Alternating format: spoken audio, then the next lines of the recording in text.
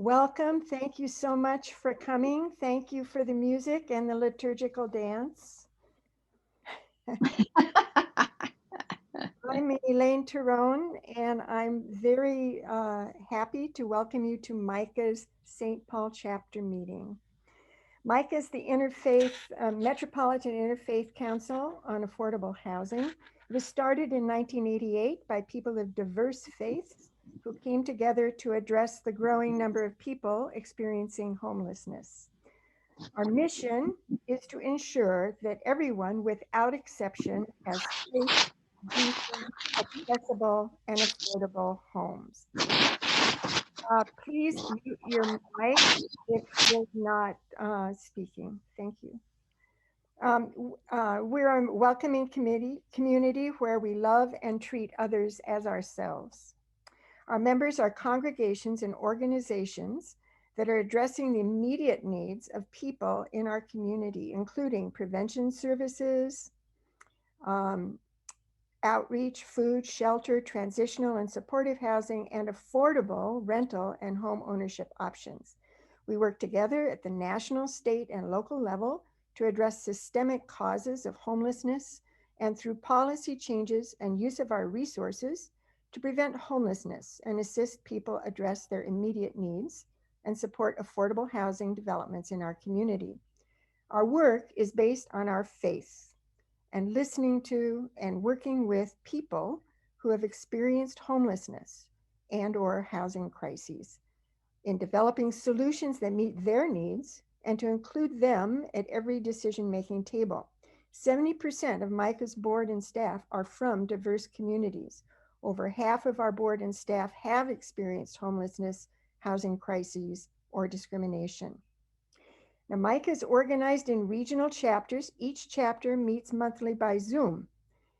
There's one in Northeast Washington and suburban Ramsey County, Anoka County, Housing for All suburban Hennepin.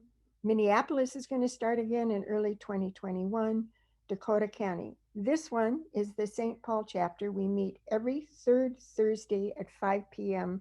by Zoom. Please enter on the chat if you did not register for this event. Please put in your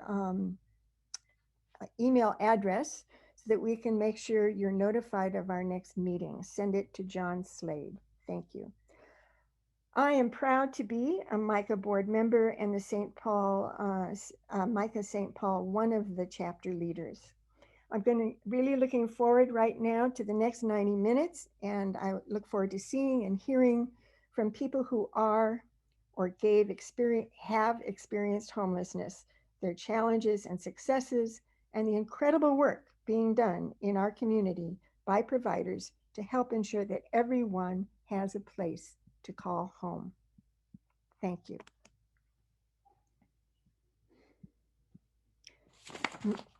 Next, Dina is going to give us a faith reflection.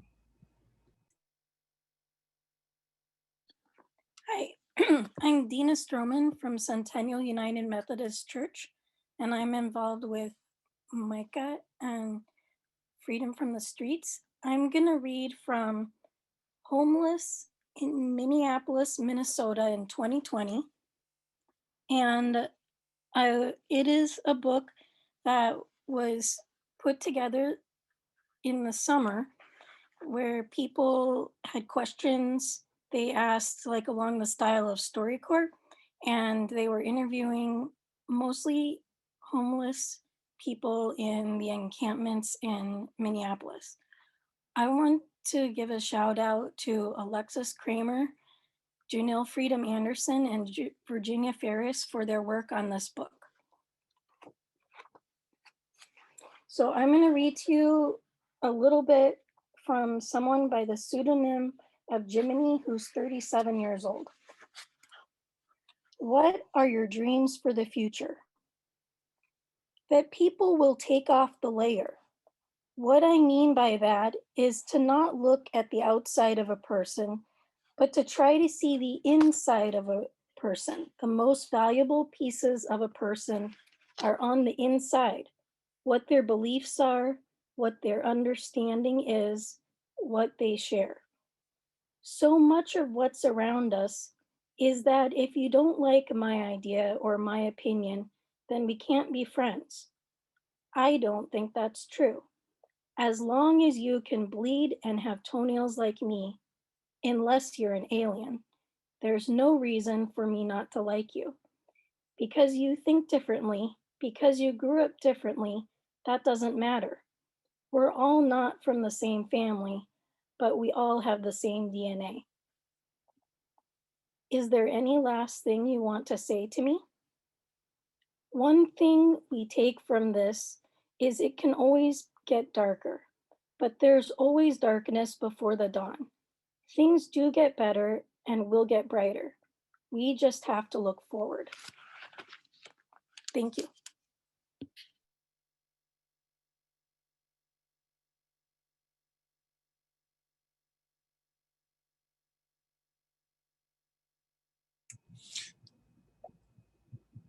Thank you. And now Alexis Kramer from Freedom from the Streets, No More Streets will be given her personal testimony.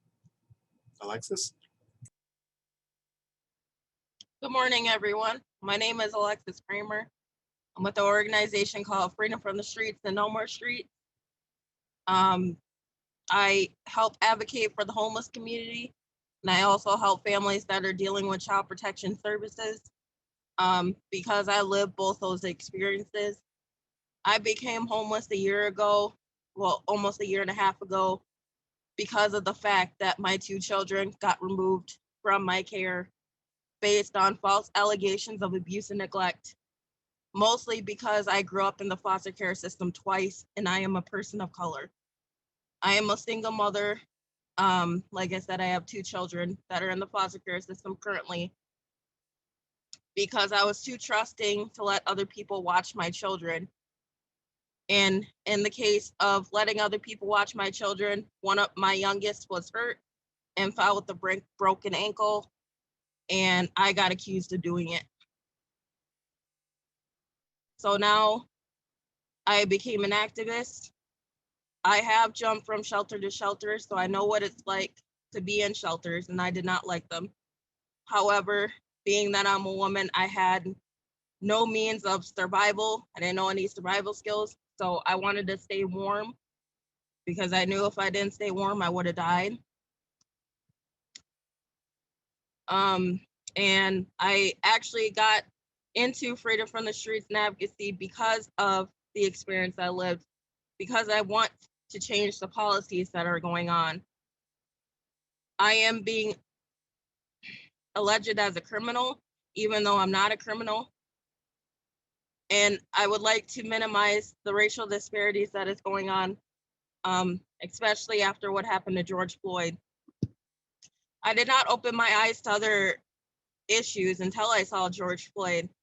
And I didn't educate myself on my own culture until George Floyd happened. So I was naive and shy like anyone else could be. I was scared of the system, but now I'm not afraid. I found my voice because of Freedom from the Streets. So I want to thank Janelle for allowing me to find my voice. I want to thank John and everyone else for helping me along the way. I have a long way to go. My story is not a happy ending yet, but I am sure that I will get my children back sometime soon. And I hope the representatives and the senators that are on here will listen to this testimony and understand that there are many different reasons why people are homeless. For mine, child protection. That was the only issue that nobody would talk about, especially Street Voices of Change. And that's why I was glad that Freedom from the Streets gave me the opportunity to actually speak up and let me share what I needed to share. Another thing is I have mental health issues. That's another issue that nobody will address. And let's not forget about the criminal background. That is a barrier for people that are homeless right now to get into permanent housing. That is why nobody wants to go into shelters. It's because everybody judges other people based on their past. We need to stop judging each other and just start loving one another and just, hey, I will give you a second chance. And that's all that should matter. You should be looking at someone's personality, not just based on the color of their skin or based on, how they act or look like. Just look at their personality. That's all that should matter. But that's all I wanted to share. And if anybody had any questions, just let me know. I'll put my email in the chat. Thank you for being here. Thank you so much, Alexis. And as Alexis said, she's going to be putting her name in the chat. Also, my name's John Slade. I'm the East Metro organizer for MICAH and helping with the PowerPoint and stepping in to move us along. We've now got another personal testimony from Roy Magnussen, who works at the Ramsey County Sheriff's Office. Roy? Good morning. I've spent the last 2 years with part of my duties at the Ramsey County Sheriff's Office doing support work with our homeless outreach. The office recognizes the public safety component of Ramsey County's unsheltered. As everyone knows, it was cold last night, bitterly cold. I was out last night observing and checking in. Many good things are happening during this cold snap. The streets, trains, they're in a place. There are more beds and more short-term sites. But there are still areas of concern. The recent evictions and destructions of the encampments was a painful process to witness. Working with the Sheriff's Office lead outreach worker, I became connected with a number of encampments. 2 camps that were primarily Hmong American come to mind. These camps were communities. They had a feel of extended family to them. They were fortified for winter. Residents had personal possessions that they valued. They had identification and important documents. They were practicing COVID prevention. They felt independent, not dependent. They valued their freedom of movement. There were issues for many. Some have warrants, some have court dates. Our outreach worker is instituting a Zoom check-in with cooperative prosecutors so that missed court dates don't lead to warrants and then a fear of shelters. Whether that fear is justified or not, it's real. I could tell example after example of what has happened after the encampment closing. Here's just one. A Hmong American man on months with charge has been charged 3 times since the evictions. The camp provided him and others stability. The camp promoted dignity. Were the safety issues valid? Yes, particularly fire from propane tanks. The campers asked, why wasn't there an option other than eviction and destruction considered? Prior to becoming more familiar with the realities of campers' camp life, I saw eviction as a tragic but logical act. Outdoor winter living in Minnesota is sometimes a recipe for disaster. But now I see that's not the only way to see this issue. It's not a clear-cut, black and white, 0 to 100 continuum. The issue is full of shades of gray. It's a 65-35 call. In the solution to homelessness is homes. The encampments created such a dilemma because the encampments were a form of home, a form of family. Even with good intentions, even offering shelter, the evictions were just that, evictions. We are doing better in many ways. Guild at 700 Selby, one of the places that I deliver meals to, is a small scale program, but they are taking chronic homeless and working with them to qualify for Section 8 housing. There are reasons to feel encouraged. But in the end, there is still much to do because the solution to homelessness is homes. Thank you for listening.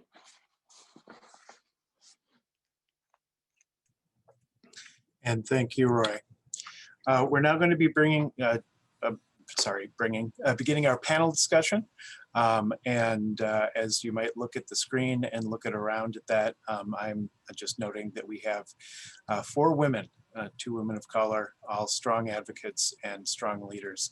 And I just want to say I'm very proud of everybody on this panel and of the place that we in the city of St. Paul are at, where our leadership looks like that.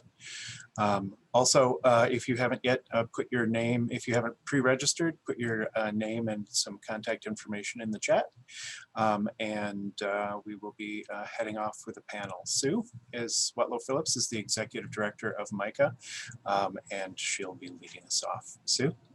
Well, thank you, John. And I want to thank every one of you for joining us today. And we are just honored and blessed to have you here with us and for all the ways that you're involved in meeting the immediate needs of folks within our community as we work together to address the structural causes of homelessness and systemic racism. Again, my name is Sue Swetlow-Phillips. I'm a person of faith, and my faith calls me to serve folks. I currently serve as the Executive Director of MICA, the Metropolitan Interfaith Council on Affordable Housing, and President of the National Coalition for the Homeless.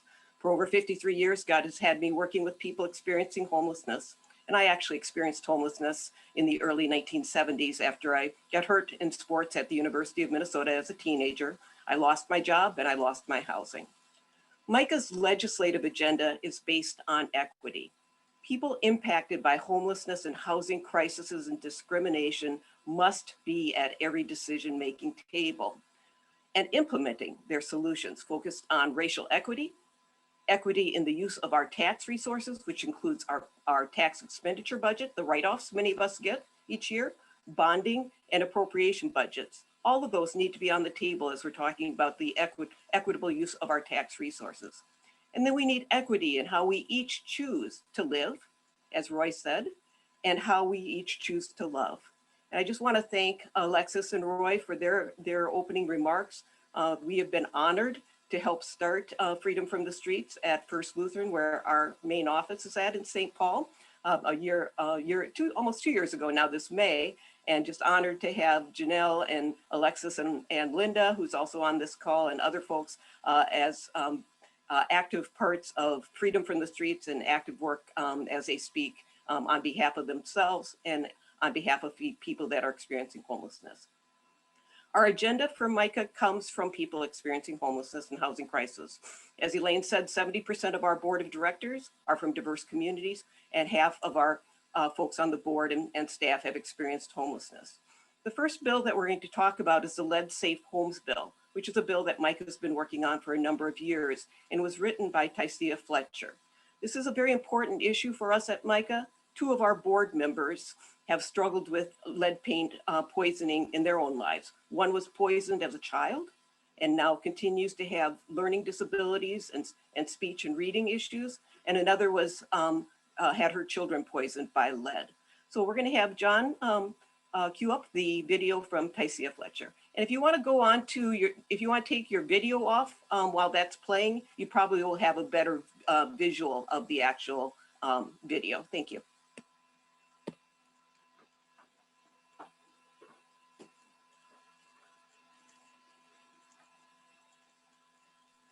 There's no sound, John.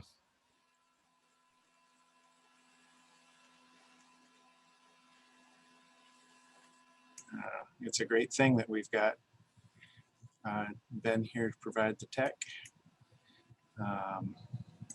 Sound is maxed on my end. It's probably my sharing. No, I think it was because you had your sound off. Okay. And now you have it on there. Try it again. Nope, John. Nope, John. You'll have to share your audio as well when you share your screen. All right. Sorry for the technical issues here. Share screen. Share sound. Hi, my name is Tracia Fletcher, and I was residing in South Minneapolis when my children were poisoned by lead in 2010. My son was 10 months old, and he had to go to his normal well check. And when we went out to get his normal check, we discovered that he had he was poisoned. They test kids at the 10th month. And from there, my daughter had to be tested as well because she was living in the same household. And both children were poisoned. And today my son is mentally disabled and diagnosed with autism. So we participated in a window replacement program through Sustainable Resource Center. And once we had all of the windows replaced in the unit, because we income qualified, we were evicted. The landlord found some reason to evict us, and we had to move out of our South Side apartment to North Minneapolis. And this was in 2011. In May of 2011, North Minneapolis was hit with a tornado. My family was greatly impacted. We lost everything that we had, and this was the first time I became homeless. I had never experienced homelessness. I didn't know homeless people, but this was something that I did experience, and I wouldn't wish it on my worst enemy. So my family and I ended up in a Red Cross shelter, and this is when I met Elam Transitional Housing, and I also met the executive director of Elam in my pajamas. It was midnight, and this lady was still out working, helping families with questions and resources on finding new placement for themselves and their families. So during that time, I was offered a job with Elam Transitional Housing as a rapid exit worker, finding housing for homeless people. Again, I never knew anything about homelessness or its process, it was by the grace of God that I was able to house about 30 families during that time in the shelter and during the tornado. So after working for Elam, I joined MICAH, and I was a housing advocate there. And then we began to work on a land safety bill called the Dustin Luke Shields Act, which is my son's first and last name. And we have worked with a number of legislators. Karen Clark was the author of, Representative Clark was the author in the House, and Senator John Houseman was the author in the Senate. MICAH has helped me a lot with my organization, with legislation, and finding housing. Because being an employer of MICAH, I had the opportunity to meet legislators I had never met. I never thought about going into the Capitol, didn't know how to do a 2-minute elevator speech.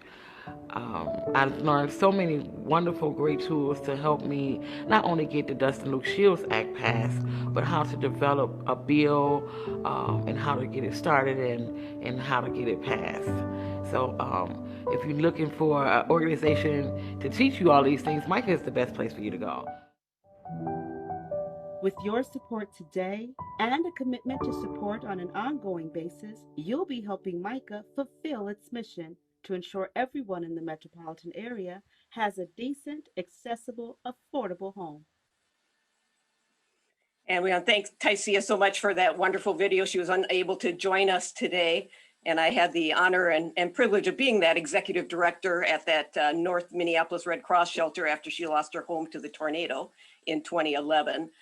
To be with her and then have her work with us both at Elam Transitional Housing and then at MICAH. The Let's Safe Home Bill, and we are obviously very blessed by Tracia and all her incredible work and her willingness to tell her story. The Let's Safe Home Bills is named after her son, the Dustin Luke Shields bill. This is supported by MICAH, the Homes for All, and JRLC, and Ann just was on just asking me if we wanted to make sure. I was going to mention her already that the Joint Religious Legislative Coalition has it as a support agenda item also. MICAH as an interfaith organization, we live our faith and values by being a welcoming community where we treat and love others as ourselves, and that's critical as we're thinking about this Let's Safe Home Bill. Over the last 4 years, our work on the federal level has done very well. And the last administration, we've increased dollars for healthy homes and Let's Safe housing opportunities And last year we just increased it on the federal level by 70 million. So Minnesota does get some of those federal dollars. But here on the state level, we have struggled to get this bill passed. We've had it in conference committee a couple times, and it's been pulled out in the last few hours to balance the budget. Our Minnesota focus of the lead safe home bills is specifically on diverse communities in an urban area, in a rural area, where we have a very high concentration of children that are being poisoned by lead paint. So we're hopeful and prayerful this year that it will be different. We are very pleased to announce that Senate Assistant Majority Leader Houseman and will be the chief author in the Senate, and Senator Uyghur will be a co-sponsor in the Minnesota Senate.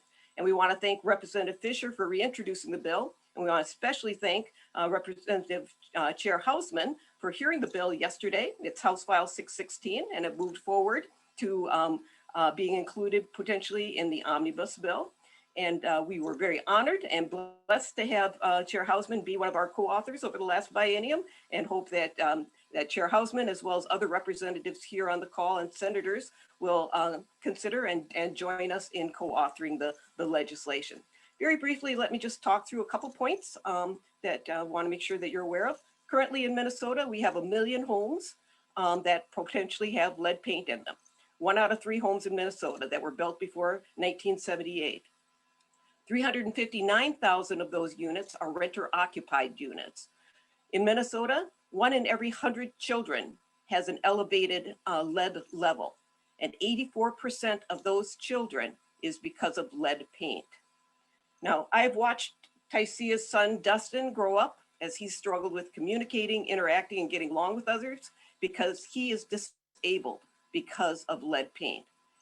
All this has caused his family incredible struggles as they try to meet his need, and this was totally preventable. None of us want our children, grandchildren, nieces, or nephews to live in unsafe housing and be poisoned by lead. As people of faith, we want to make sure that all our children have the opportunity to be all God has created them to be, and for our families to thrive. It costs us about $2,500 per unit to test it. That means to do a little swab on it and see if there's lead paint, and then to make it safe by encapsulating it by painting over it.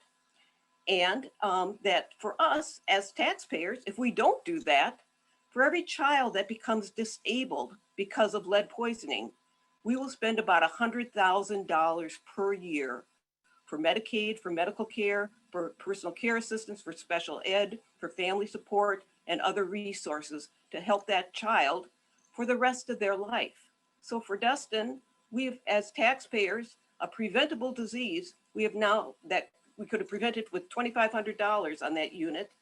We have now spent $1.1 million in his lifetime helping support him. And over his lifetime, we'll probably spend about $7 million because we did not address this preventable disease. So let's make our homes safe for our kids across the state.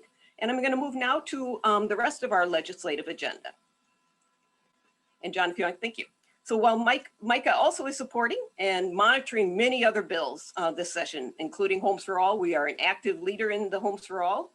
We also are supporting other bills that, of course, the Lead Safe Home Bill is one of the support items on Homes for All, as well as Beacon's Bring It Home bill, which is $1 billion to provide housing subsidies, and we are supporting that, as well as the Second Chance Coalition, making sure that people that have criminal records have another opportunity to get a job and get into housing. The Promise Act, which is to rebuild our communities that were damaged by riots and destruction after the murder of George Floyd and the different riots that happened after that. And one of our members, one of our newer members, ALC, which is the African Immigrants Lake Council, is a real leader on that. And we're working on some legislation that they're doing besides the Promise Act. And then, of course, homeless youth legislation, the definition, data, retraining folks, continuing to housing, youth build. And I know Joe Nathan is on, and I think maybe Kalik Rogers is also on the bill. So we don't have time to talk about all those. So I'm going to just very briefly run through the Homes for All legislative agenda, just so everybody knows kind of the key things that we are working on. And again, all of this is based around equity. We have 270,000. Excuse me, 270, I wish it was 270,000, 270 organizations across the state of Minnesota that are supporting the Homes for All agenda. And so we're working on a continuum to housing. And so the first bill is the Shelter Residence Bill of Rights, which is up in the Preventing Homelessness Committee next Wednesday. And this is a bill written by people experiencing homelessness to make sure that their rights and are respected as they're in our sheltering and homeless systems. Source of income discrimination. Many of you are aware that if you have a Section 8 certificate or some type of housing subsidy, many landlords don't want to take it. We want to make sure that no matter what income you have, is that you are able to get into housing. We have a number of eviction reforms to make sure that people can stay in their housing, as well as to continue our COVID-19 eviction moratorium. We also have the Bridges Rental Assistance is to help people that have mental health issues that are waiting to get into the Section 8 or Housing Choice program, is to have a rent subsidy for that. As well as the Housing Support program is basically designed to help people move out of shelter into housing. There's still a lot of additional changes we need to make in that, so people are only paying 30% of their income instead of their entire grant for that. The Emergency Services Program is how we fund shelter and outreach into our encampments and help people get into housing, so looking for an increase there, as well as additional dollars to the COVID-19 housing assistance and emergency services. And then creating and preserving more homes. As most of you know, Chair Houseman has been a great advocate for our bonding bill, and we did $116 million last year, and the governor has $100 million in his budget for this year. But we really want to focus on deeper affordability. So for freedom from the streets, we talk about, and Janelle talks about all the time, is just because you're poor doesn't mean you need supportive services.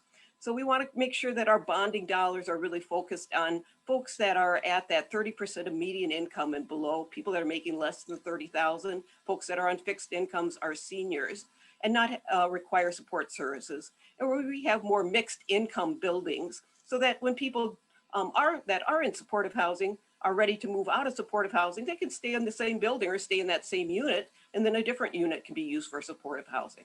Then we want to make sure that all of our housing has long-term affordability, 30 and 40 years.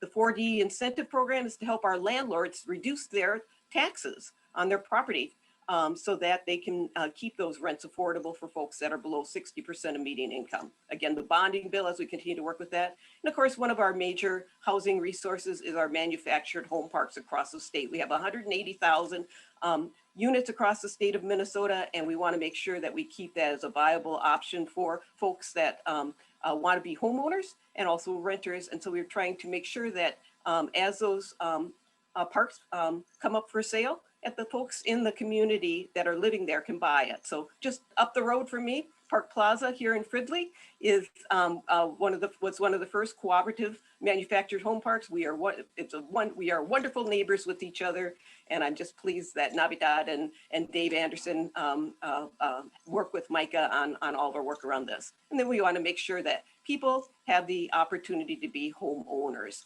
no matter what income you are. We know that there's great disparity in our home ownership. MICAH has worked on this issue for the last 20 years. In disparities around rental and home ownership, and continue to work on making sure that we have opportunities for all folks to become homeowners. So encourage you to look at more of our details on our policy work, and you can go to our website, and I'll be putting that into the chat in just a couple moments, to our policy work, and to sign up for our weekly updates. Thank you so much, and we are just, again, honored and blessed to have you all with us today. Thank you, Sue, for that. We're now going to move on to our three amazing leaders on our panel. The first that we're going to be calling on is State Representative Alice Houseman, who, as the chair of the State House Housing Committee, has been right in the middle of all of this. One of the questions that we have asked all of our people, we've got one from the state, one from the county, and one from the city, is how do you see to advance housing at your level? And also, well, they say you can't just throw money at a problem. Sometimes we need more money. How will you be raising more money at your level of government for this? And once again, Alice Houseman. Thank you very much. And first of all, I should say to MICAH and to everyone on this call today, thank you very much for everything that you're doing. Nothing else in life goes well if you don't have a safe place to sleep at night. And that's what brings us together this morning and what motivates us for our work. We really, at the state level, need to be involved in the whole continuum of housing. There are many dimensions to it. There is not one solution that is going to solve this crisis. And hopefully we do that in partnership with the good work that's happening at cities, counties, and federal levels. Just because of the nature of this year, we spent a lot of our time on the issue of housing assistance to protect renters and landlords. Early in the pandemic, the first people to lose their jobs were the workers who worked at bars and restaurants and retail. And we know enough about their salary levels to know that is probably a group of people who are one paycheck away from not being able to pay their bills. As a result, the governor very quickly realized he didn't want any more homeless people or people living with housing instability at the start of the pandemic. And so with an executive order, he put into place the eviction moratorium. We then quickly realized we can't just ignore this and assume, well, they won't be paying their rent this entire time, because at the end of that time, there would be a cliff from which they would never recover. So we very quickly put in place housing assistance. In fact, much of that money went directly to landlords so that they could continue to keep safe and stable housing available. So the housing assistance was $100 million. The state had to very quickly set up a program. They used local agencies to manage that around the state. And that 100 million is out the door. We now have another infusion of those funds coming from the federal government. 1 in 5 people live in poverty, and that is dominating so much of this discussion, this crisis that we are in right now. The federal money, that's the new money that's coming in, is only for renters. We don't want to ignore homeownership, because we know homeownership is where you build wealth. And we know there's a racial gap that is only getting worse. And so that's obviously something we can't ignore as well. We're also talking about encouraging different models of housing. Modular construction, which is less expensive, tiny homes, rooming houses. My understanding is there's one in Minneapolis, the old concept of the rooming house where you had your own bedroom and bathroom, but then all the public spaces were shared. There's a side benefit, it seems to me, to that, and that is you live in community. You don't live in isolation. And so I think that's a model that Not happy with you. That is helpful. So something about how we can raise more money. I want to give you the reality of how we aren't doing well at the state level. In 2014, when Homes for All first started gaining real traction, they came to me with a request. At the time, I was chairing that committee, and so was able to deliver. They asked for $80 million in housing infrastructure bonds and $20 million in general obligation bonds for public housing. And we got that entire request. This year, 6 years later, the problem has gotten so much worse. So Homes for All asked for $400 million in housing infrastructure bonds. They got 100. Way less than they had asked. It's even worse in the general obligation bonds for public housing. They asked for 100, they got 16 million. In 2014, we had 20 million. 6 years later, we get 16 million. We went backwards in a large bonding bill. As a result, Minnesota Housing, when they get the applications for housing projects, particularly with nonprofits, they say no to 3 out of every 4 applications.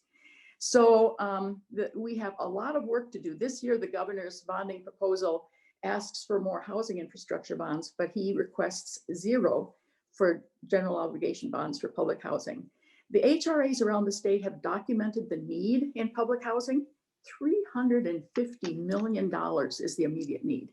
You see how little 16 million sounds? When you look at the state budget, if you picture it a circle, the amount the state spends in their budget for housing is like a sliver. You can almost not see the percentage.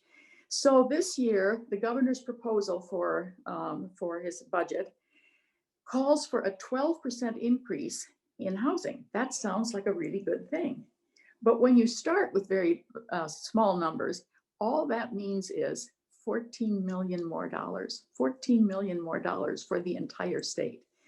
So we are, I'm laying all of that reality out to say our voices have to get louder as we talk to the governor and the leaders as they shape the budget for this year. This is a budget year.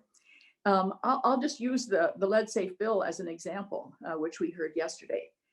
We tried for more in the past and we were not successful. We are a divided legislature, and so though the House supported it, the Senate did not.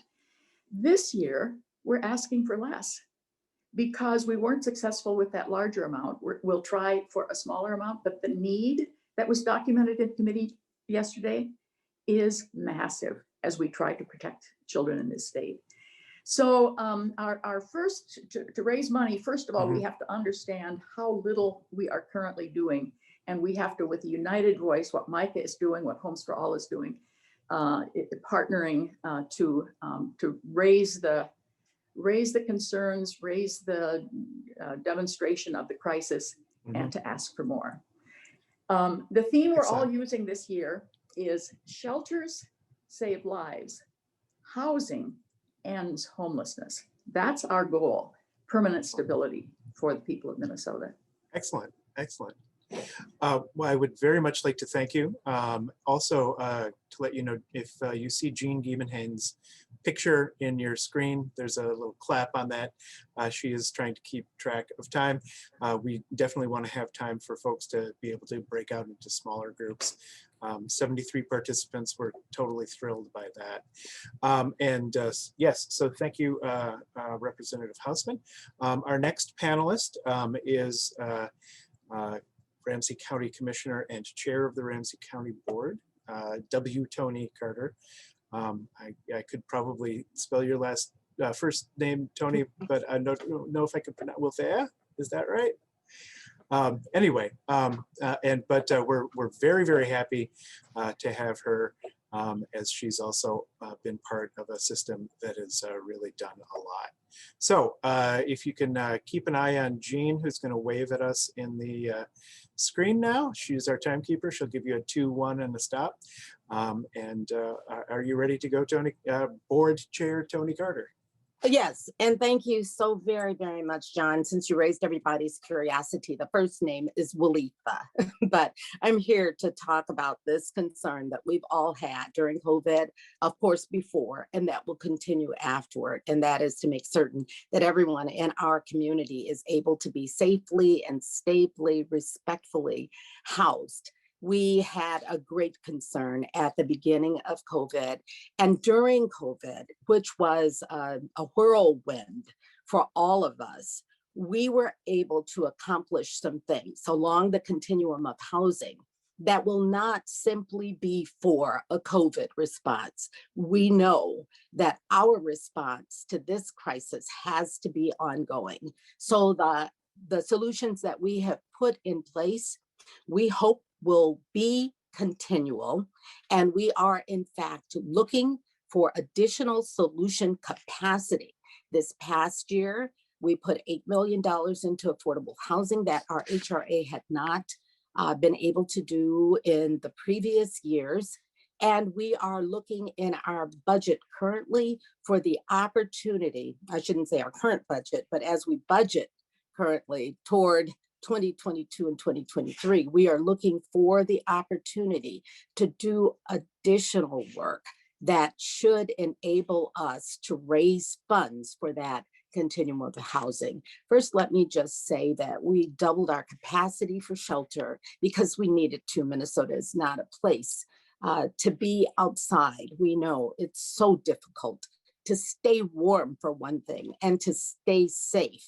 And so for all who would come inside, we were able to offer housing prior to the Christmas holiday, prior to the turn of the year. We were able to get everyone into shelter who would come inside.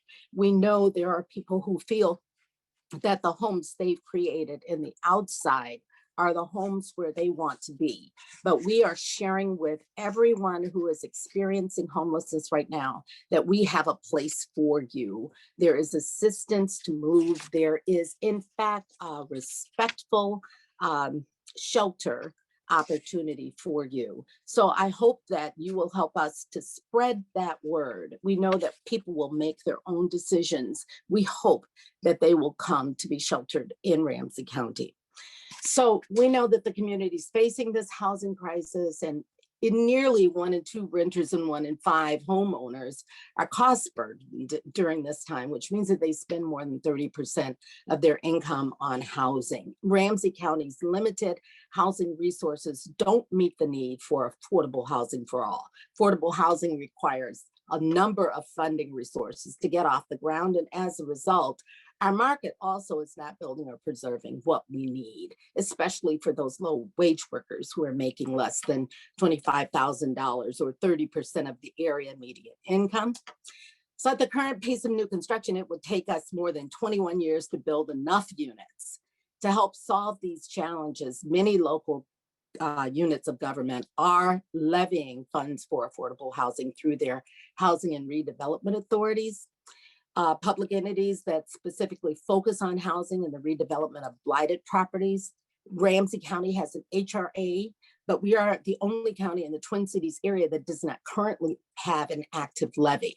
We are exploring the possibility of adopting an HRA levy at the maximum level allowed by statute beginning in 2022. And it's estimated that we would raise $5.6 million each year if we levied on property, except for St. Paul and North St. Paul. They have their own authority. And if they levied with us, then $11.3 million would be generated each year. And taxes on a median value residential property, I might just share, would increase by about $46 a year. The funds that we have collected through the HRA levy would support the preservation of existing and the creation of new affordable housing developments. And this would be done by our offering gap financing and land acquisition funds, as well as allocating resources to increase the competitiveness of projects in Ramsey County who are applying for state grants through Minnesota Housing. Additionally, Ramsey County would focus our funding for affordable housing on that 30% AMI, which generally is the greatest need in our marketplace. We hope to begin that levy in 2022. I know that there is so much else that needs to be done. We have created an housing stability unit, which now combines our focus on economic competitiveness and our focus on racial inclusion as we look to that entire continuum of housing. I know my time is spent. Thank you. Well, thank you so much.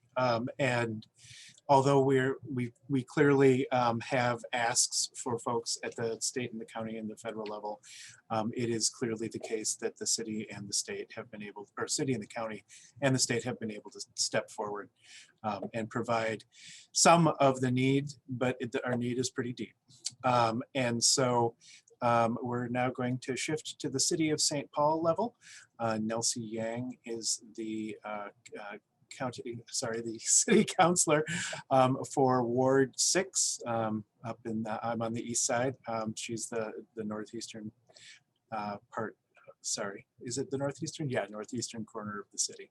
And Councilmember Yang, you've got 5 minutes.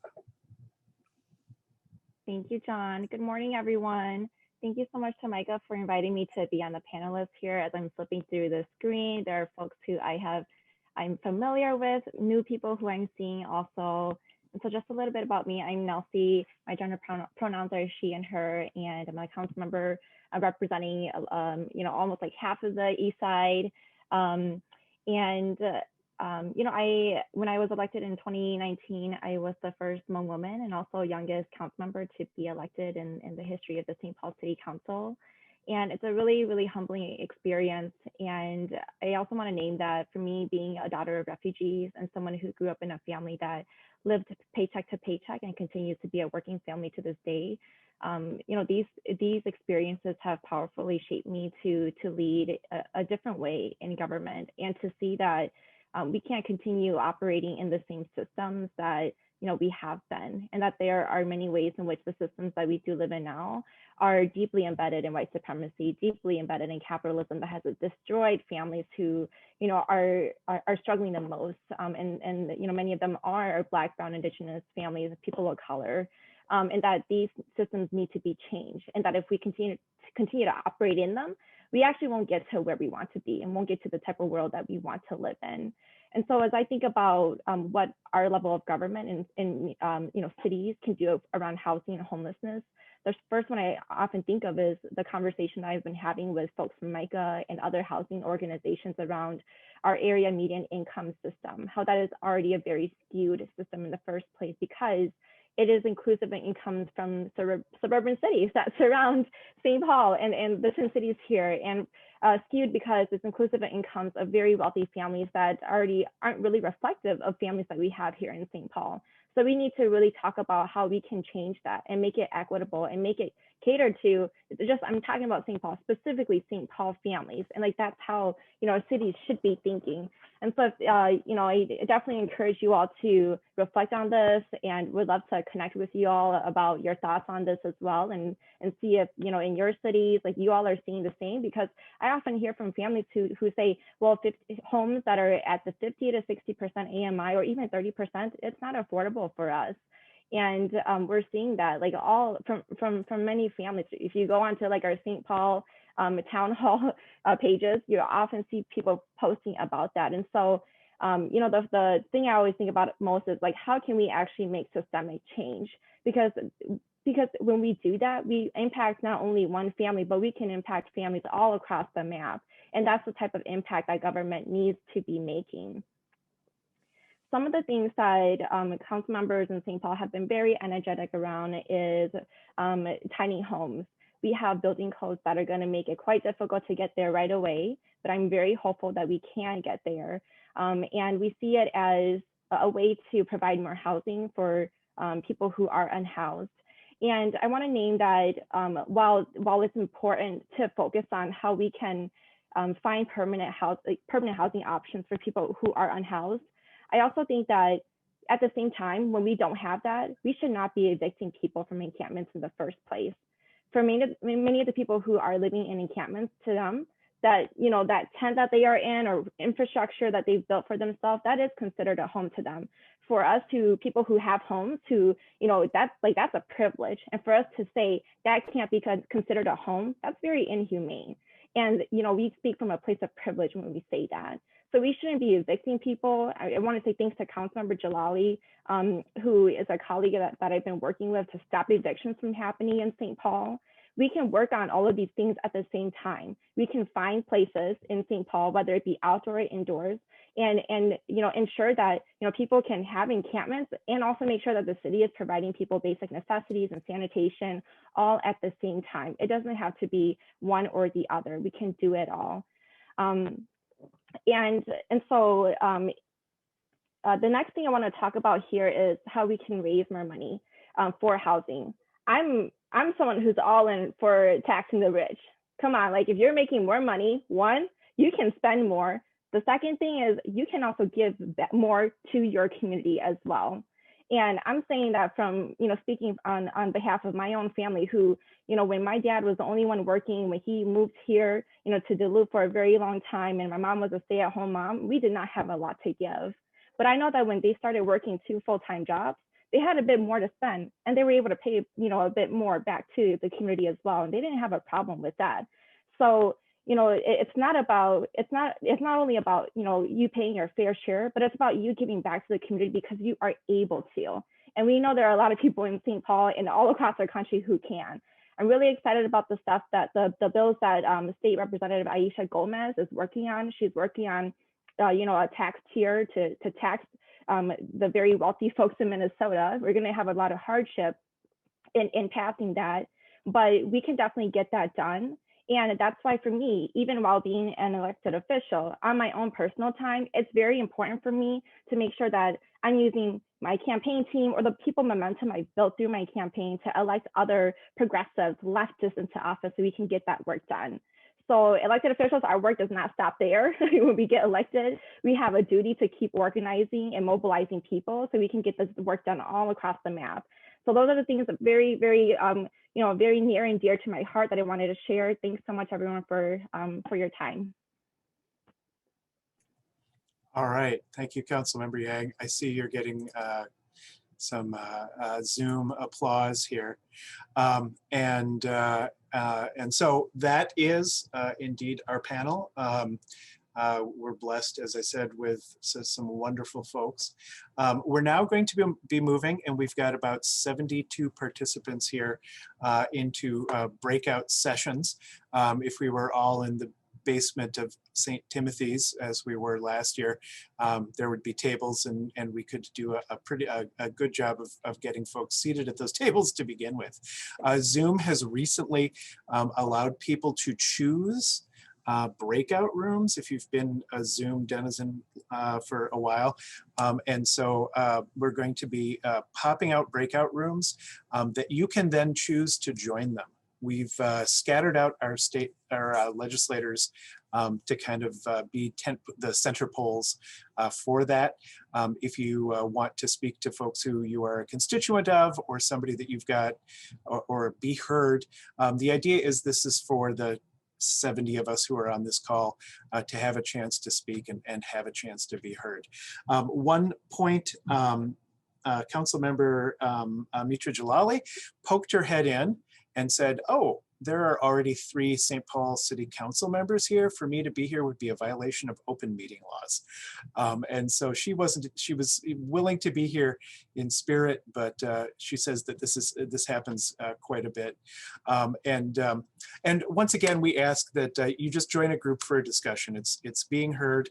And so if it isn't exactly the folks that you would choose to match with, there's a couple of folks that are probably going to be on, there's a couple folks who have called in on this, and so they'll be in the phone call and won't be able to necessarily be that. We'll have folks in the main lobby. This listing of groups was what we thought last night would be the people who were here. The actual groups may be different. So feel free to join one of those groups. Ben, can you get that up?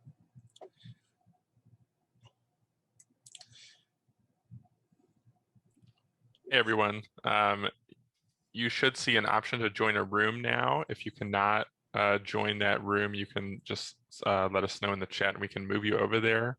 As well, if you're on a phone, you'll see a little tab in the top left-hand corner and you should be able to click on that to join.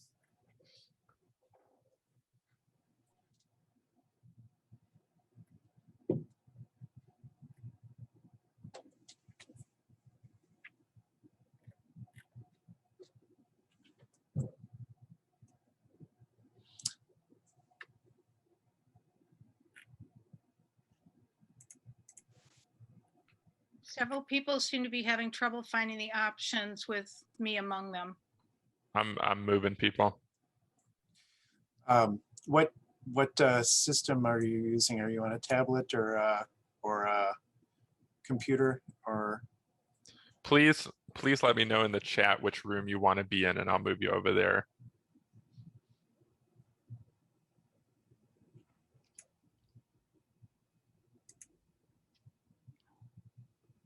So Ben, this is Linda Soderstrom. You could put me where there are fewer people if you like.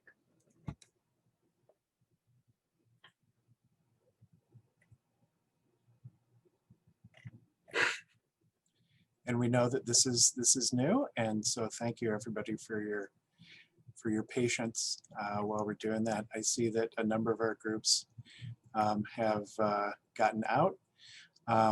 And a couple of our groups have quite a few people in them, and so we would. Well, we've got quite a few folks here. Each room has a facilitator, and that facilitator is just going to be making sure that everybody gets a chance to speak. Is mostly what's going to be going on. John, this is Myrna. Yep. I still can't get into group 5. All right. We'll see if I can get I'll put you over there. You got there? All right. Thank you. This is Joe. Nathan, I'm trying to get into group 1, please. Gotcha.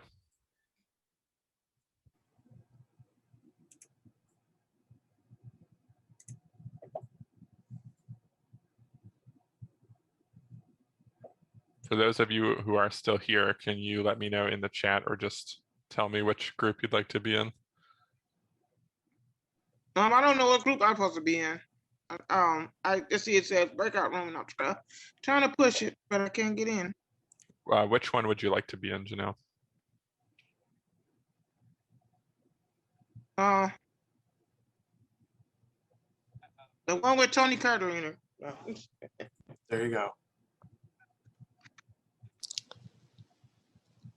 John D. Mhm. Borton, room Yep. 2, please. Sure thing. Thank you.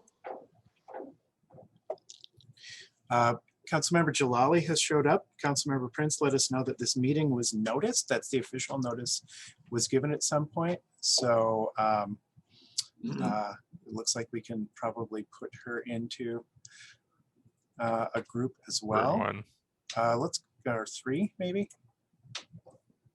Okay. Matas Castillo and Sandy. Well, we'd like to be in room 2 if we could. Sounds good.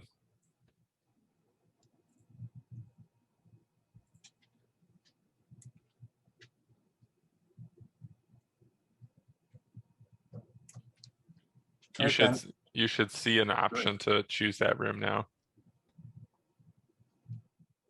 To join. What was that, John? I'm gonna go scout some rooms and see how they're going. Okay.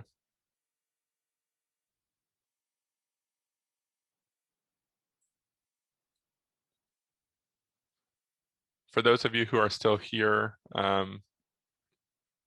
Kathy, I just saw yours. I'll move you over.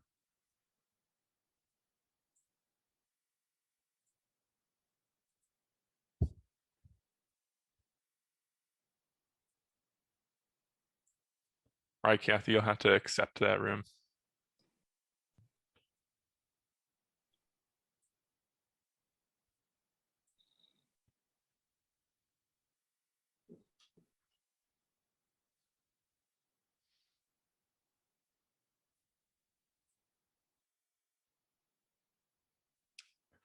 They're a little unbalanced, John, but that's okay.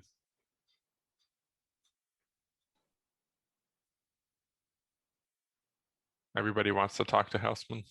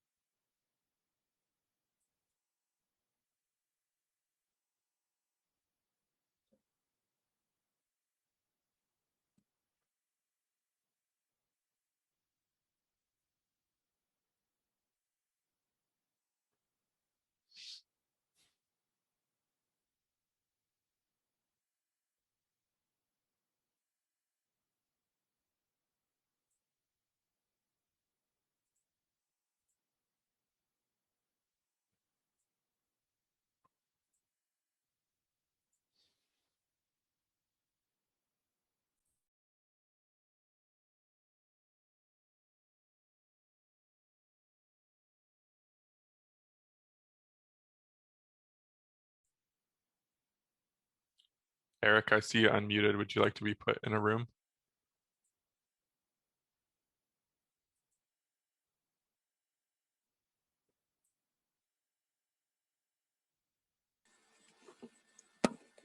Thanks, Ben and John.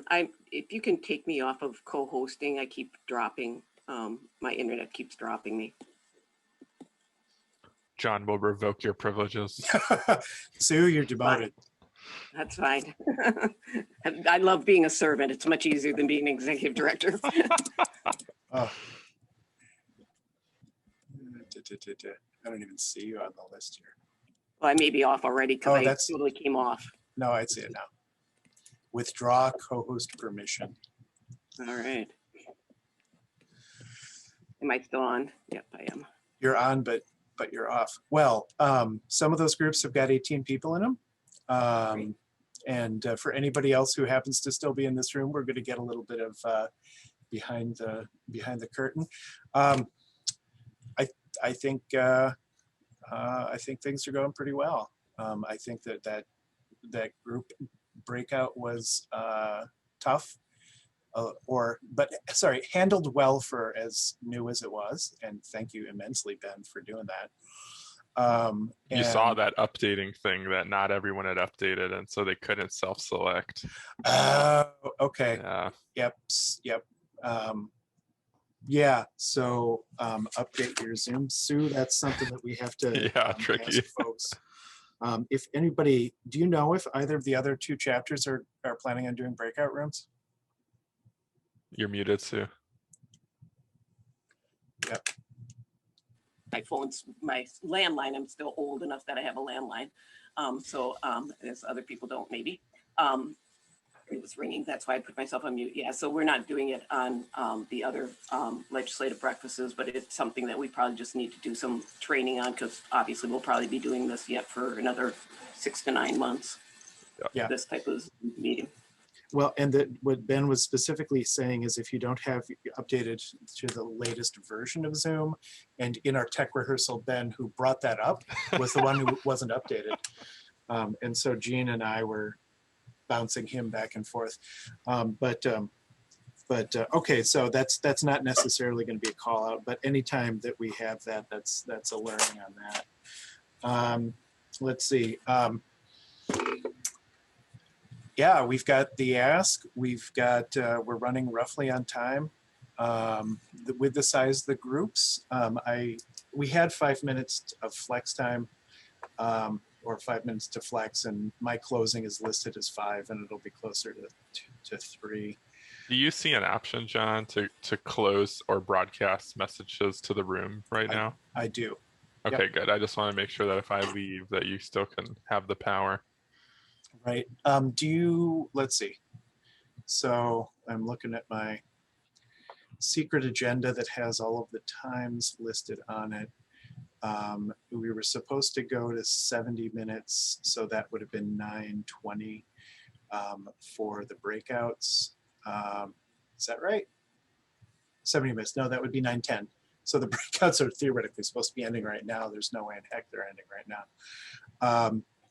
And I don't need 10 for mine, like 3 to 5, and it's just mainly giving people time to make the calls. I'm just going to say a couple quick little statements. Okay. Okay. So should we just run another 5 minutes then? Well, if you could broadcast a message to all to say, well, I would give them another 10 minutes. So, okay, oh, so no. I think 5, because it's going to take people time. I mean, they're going to come back, but right. Are we doing any report back at all or no? It's all in the chat, and so it shouldn't take any time. In the past, I've done events where I say 5 and then I give them 7. Okay, that sounds perfect. Yeah, that's fine. That's good. Yeah, and Sherry and Deb and Eric, who may be on this call, they get to know. Now you know the secrets of organizing.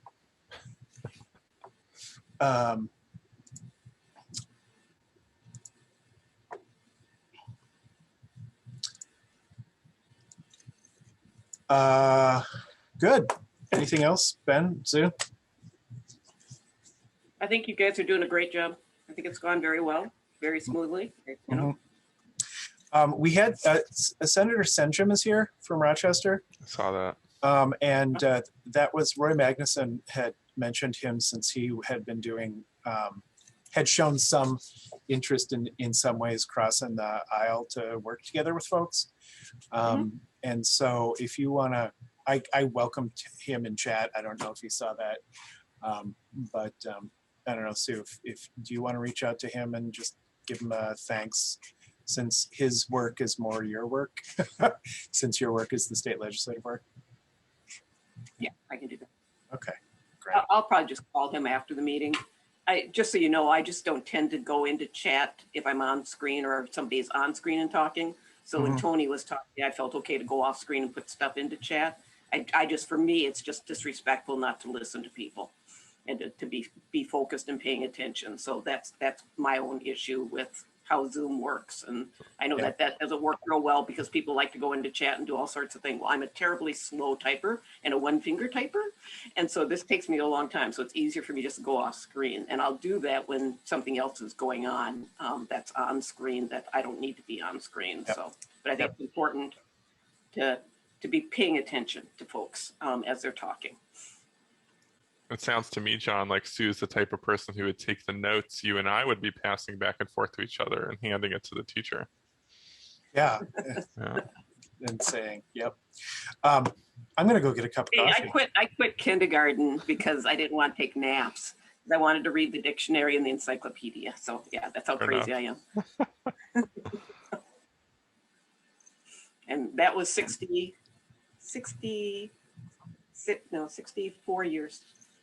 4 years ago. Yeah. I'm going to grab coffee. I'll be right back. Okay. Of course, now all this is being recorded too. Yeah. We'll have Justin, our videographer that's contracted with MICAH, will help clean out some of this. I'll let him know to clean out this stuff. Yeah, we had to do the same thing with our summit. It's just necessary. Yeah, well, it makes it shorter so you have a better chance that people might actually look at it too. Right. But you're doing great work with these summits and all the stuff that you guys are doing. I just, Thanks. when John tells me about it, I just go, this is just wonderful. So thank you. Yeah. Yeah, of course. Thank you for your work too. I mean, it's what's been really inspiring to me recently is I've begun, I meet a lot of new people all the time, and some of the people I'm talking to have brought up that the conversations that we've had, that MICAH's been a part of, that the Freedom Library has been a part of, have really led to work being done on the East Side to start having a kind of a collective conversation about this. I just had a conversation with the Lower Phelan Creek Project, and they told me that they're interested in having more conversations about how they can get involved. So there's definitely some momentum building from all of us working on this. And, even from a federal level, this housing stuff has really become a crisis, and we need to act now. Yep, and that's, that we're working on our campaign again about housing, bringing America home now. Yeah. Is a campaign the National Coalition's working on. So yeah, so that's great. I predict that it will be a main point in the next presidential election. That's what I think will happen. Well, and it's, obviously we've been working with the Biden administration in helping to write the next thing that'll happen after the COVID-19 rescue plan. And one of it is to potentially have a type of entitlement to like a Section 8 type of subsidy. So I'm working with Senator Tina Smith on a different version that would be more where the tenant is the asset as a tax credit to the landlord, as opposed to having landlords go through all these inspections and paperwork that they don't want to do, and they'll just raise their rent so they don't have to do it. So we're trying to make it's easy for a landlord to say, yeah, I want that tenant because I'm going to get a tax break. They're going to have good rent. They're going to be able to take care of the place, and I want to keep them for a long time. So yeah, that's great. We need to see folks as assets, not as oh, they're a renter. Well, yeah, all of us were. yeah, exactly. Hi again. How are you doing on time? Oh, we're good. Let's see here. You have about 1 minute left. On the 7 minute? On the 7 minute, yeah. Okay. So we could end now because it gives them 60 seconds to come back. Tell them another minute or something. Tell them a minute, and then in 30 seconds, do the shutdown. Okay. I am also going to leave when I close the rooms. Okay. And so you're a host, right, John? There's no issue. Yeah, I am the main host, and I have a second computer that's also a host. So. And so when we come back, then we're going right into the call to action. Is that right? No, I'm going to talk a little bit about thanking for the breakouts and ask folks to type their chat. So we're going to the call of it. Okay, so after you're done talking, then I'm up. Can you just have representative and policymakers just do a little wave of the hand? Sure. Yeah. I'm heading out. I'll see Ben. you. Thanks, Ben. Thank you so much, Ben. Appreciate it. You know.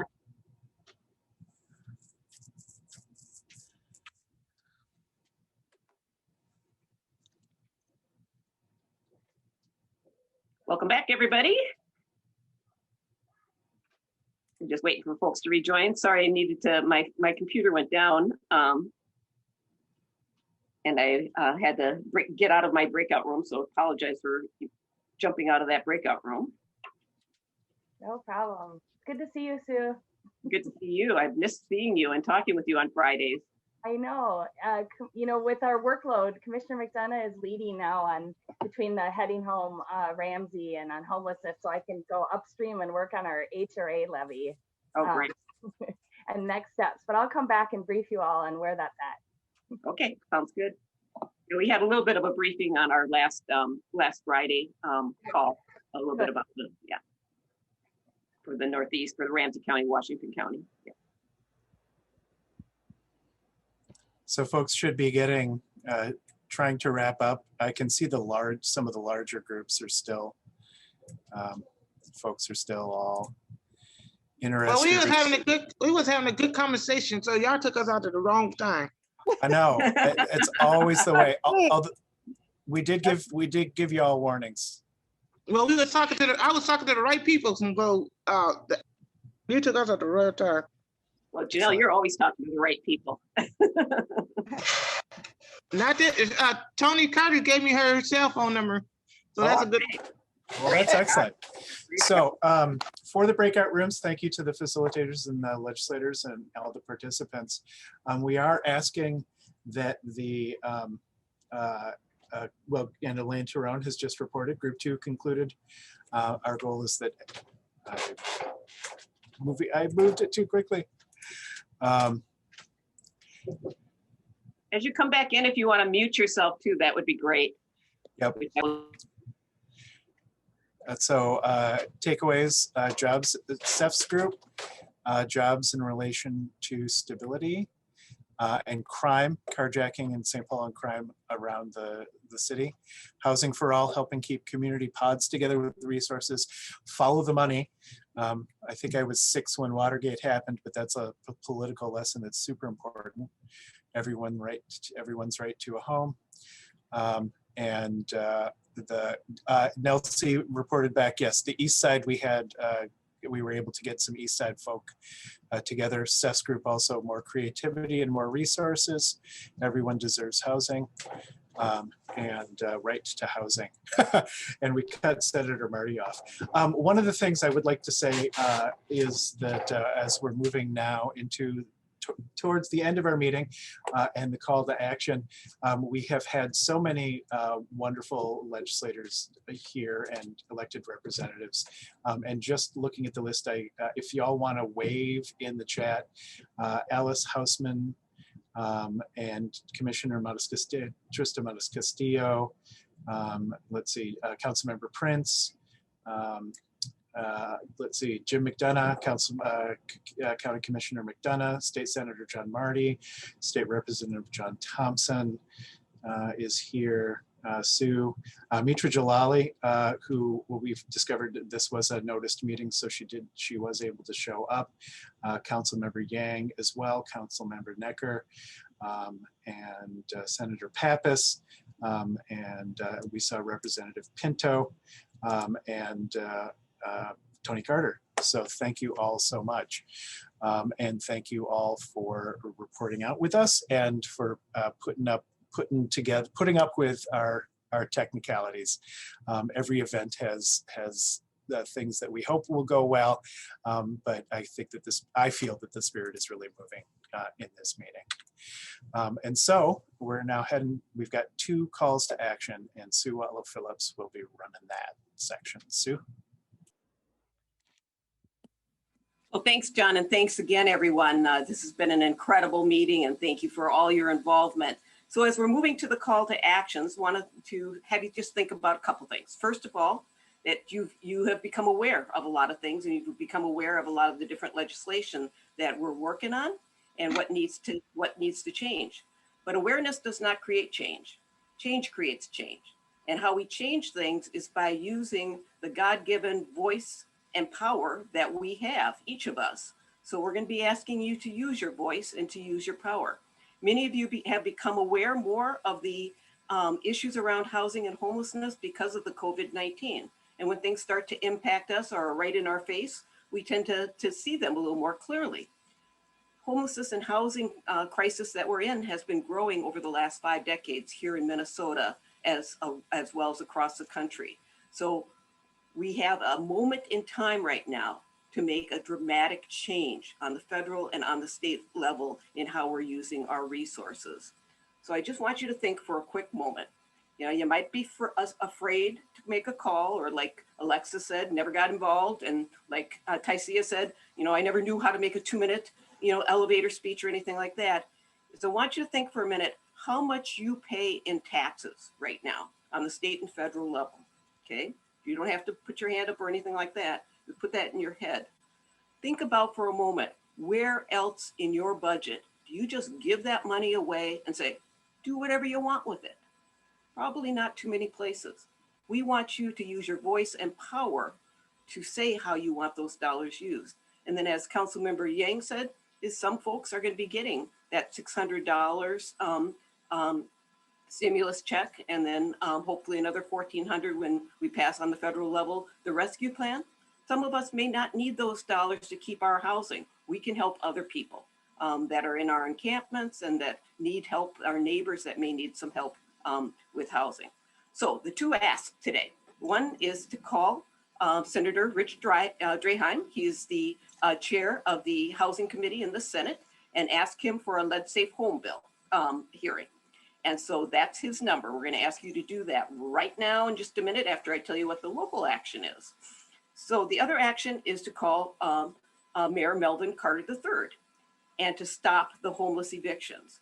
Sometimes folks think, well, people should not be living outside, or people shouldn't be living in tents and those types of things.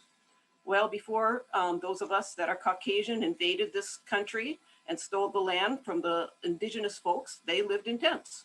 And they did quite well doing that. And we have had over the years, anywhere from 800 to 1,000 people living outside in a variety of different situations and have done okay.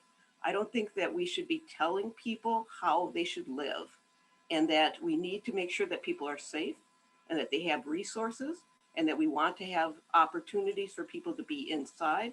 But we also need to be very aware that we have a lot of different choices that people are making. So the message that we encourage you to say is, whether that we all, as some that have a home right now, privileged, believe or not, that we believe that folks do have a right to live as they want to, and to stop the evictions of the homeless camps and create a resident-directed safe zone with warming places, food, bathrooms, and fire safety. So we'd like you to get your phone out right now. If you don't feel comfortable doing it while you're on video, you can go off video, but we'd like you to call each of these numbers. And I think, John, we're going to try to put both slides up at the same time. I don't know if you can do that. I'll manage something. You'll manage something, but please make the phone call and tell them that you're with, that you are on the MICAH St. Paul Legislative Breakfast, and that you would like them to stop the homeless evictions, to tell the mayor that, and Mel Carter, and to call Senator Draheim and say, please have a hearing on the lead safe homes bill. Okay, so let's go to it. Please take your phones out and make those calls.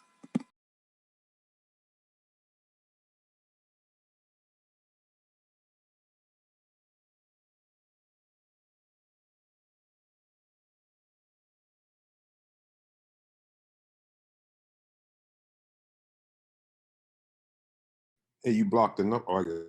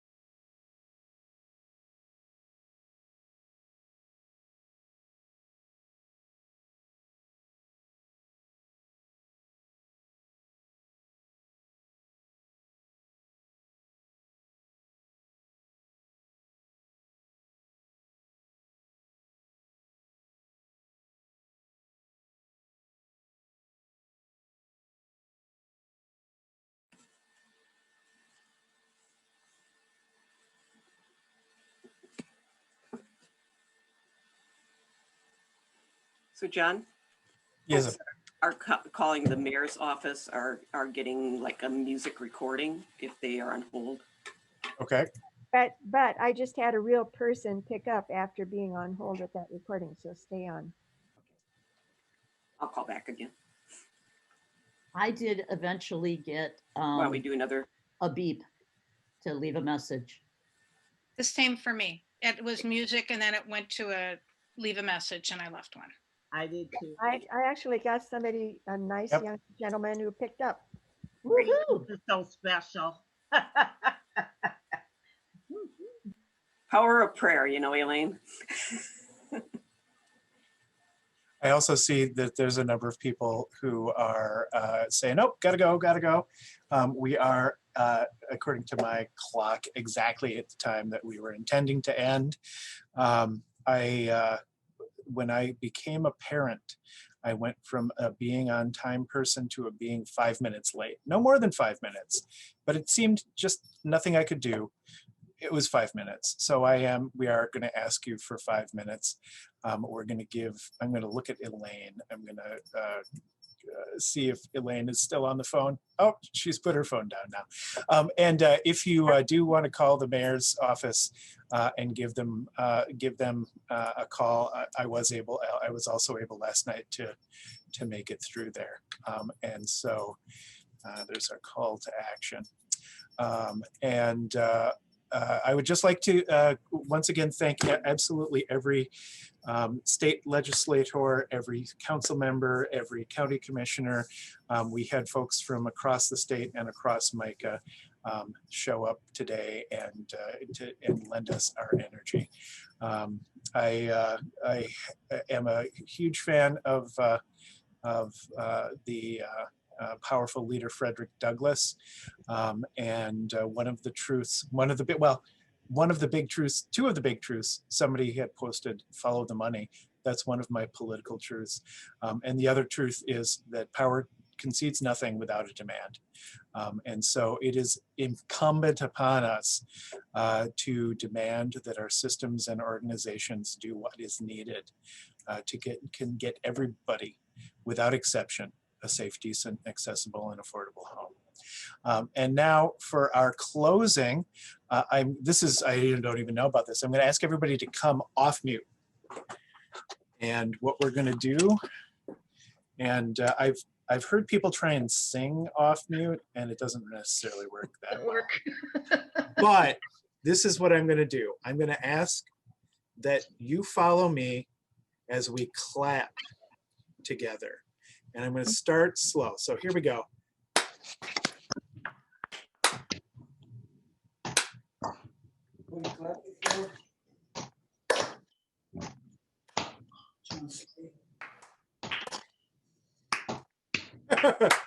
And then pick it up. A little faster, a little faster. Not going faster.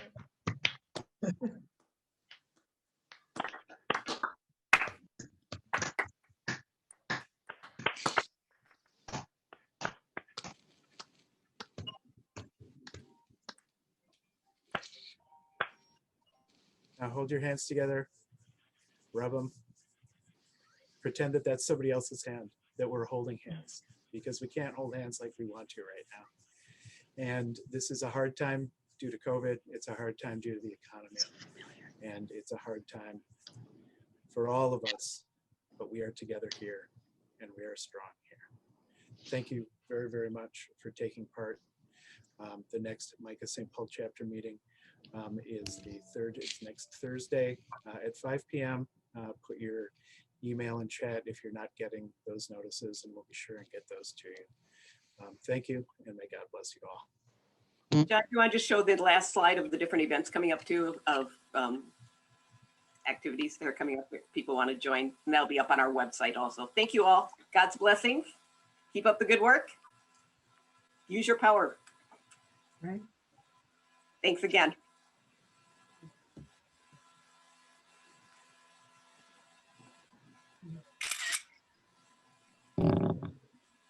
That's a good idea. Take a picture of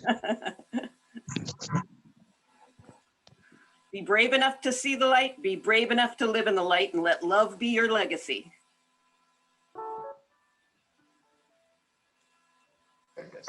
Thanks again.